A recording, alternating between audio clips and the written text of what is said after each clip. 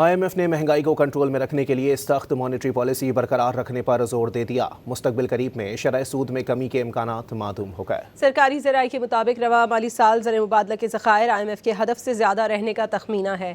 Pakistani currency وسیع پیمانے پر dollar کے مقابلے میں مستحکم رہی۔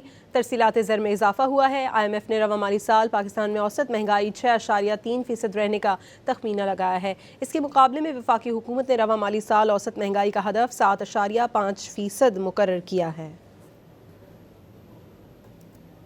IMF نے مہنگائی کو کنٹرول میں رکھنے کے لیے سخت مانیٹری پالیسی برقرار رکھنے پر زور دے دیا۔ مستقبل قریب میں شرح سود میں کمی کے امکانات معدوم ہو گئے۔ سرکاری ذرائع کے مطابق رواں مالی سال زر مبادلہ کے ذخائر IMF کے ہدف سے زیادہ رہنے کا تخمینہ ہے۔